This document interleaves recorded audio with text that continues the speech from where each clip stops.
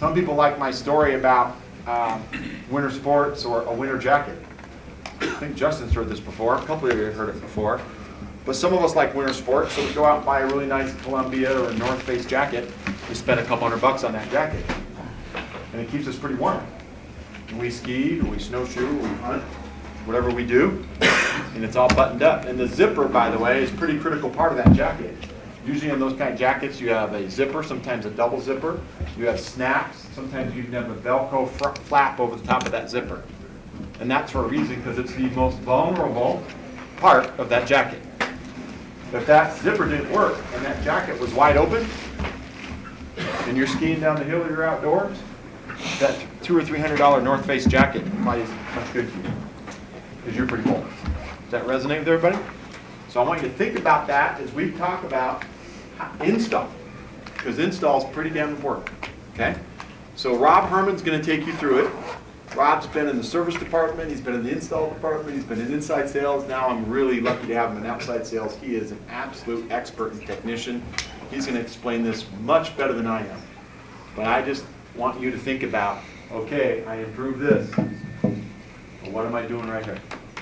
What's my zipper look like? Rob, it's all yours. All right. Well, Ted did a good job of teeing that up for me. You know, we're talking about what we commonly see out in the industry right now for replacement windows.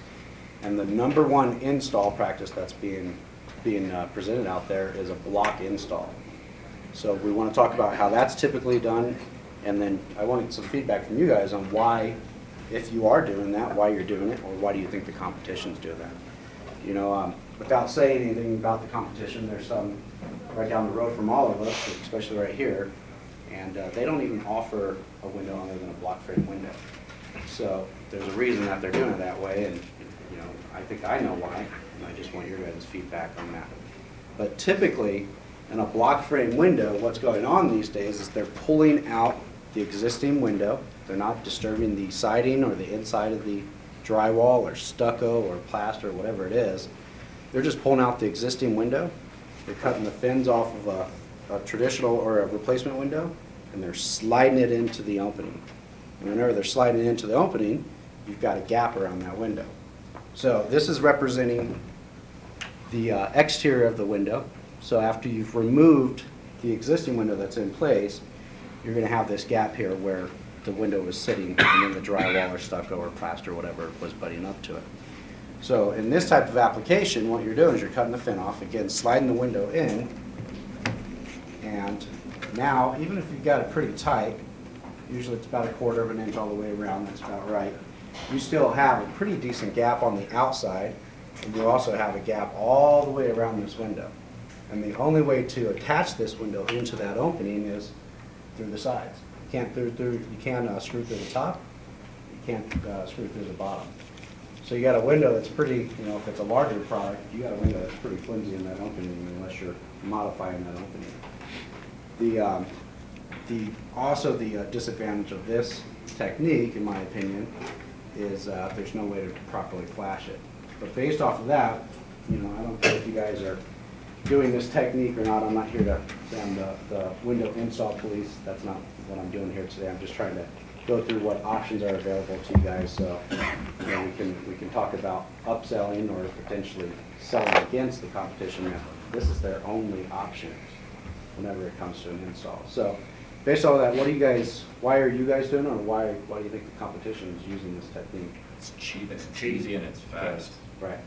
So why is it cheap? Why is it easy? Why is it fast? Cheap labor. Okay. Because they're reducing the amount of labor. Non-skilled labor. There we go. Non-skilled labor. They're not cutting back drywall. Right? They're not having to potentially remove any kind of board from the exterior of the resident. They're not having to cut back anything on the outside. They're not having to do anything other than scissor the window out, slide a new window in. What do you think the disadvantage is for some of them? There's several, but what do you think? You know, #1. Element infiltration. That's right. Yep. You're dependent on the caulking and the backer rod. So, you know, generally technique in the field is you're going to fill this gap with some backer rod to control your caulking line. You're going to caulk over that, and then you're going to use some kind of flat or maybe an L trim a coil stop, something like that on the exterior side to cover that gap. So you're depending on, for the most part, that caulking to hold up over the next 20 years or 10 years or whatever it is, and keep all that water from reaching the inside of the home. So I don't know, I'm not comfortable with that because we all know that caulking probably doesn't, it says 30 years, it really lasts 3 years maybe at best, right? So that's one common technique. What's another disadvantage of this? Any other ideas? Structural, like you mentioned, how Right. secure that is. Yep, exactly. So structurally, you have to modify it. Also, again, going off of what we just learned and what Ted has already stated, that we're charging these customers, 30, 40% more because they want the best product that they get for energy efficiency, and we're giving them that product and we're filling that hole, but then we're not doing them any justice by leaving this gap because right here, all the air is just going around that window to the inside. Yeah, that window's blocking it, but now that opening is allowing all that air to travel around there.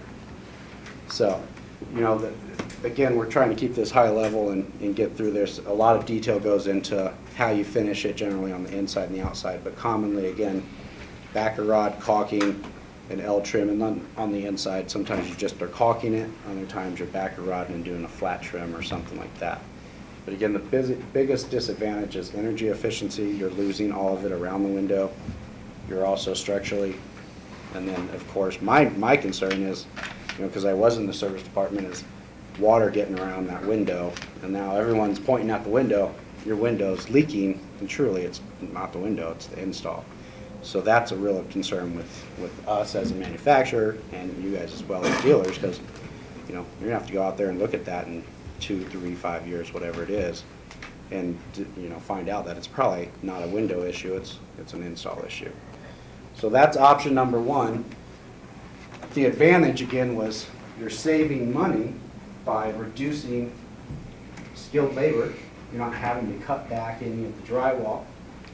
You're not having to remove that window or the exterior of that window. Although the option that I'm going to show you, this is our 2-inch nail flange, and I'll pass that around. Our 2-inch nail flange, it requires you to still remove that window from the exterior.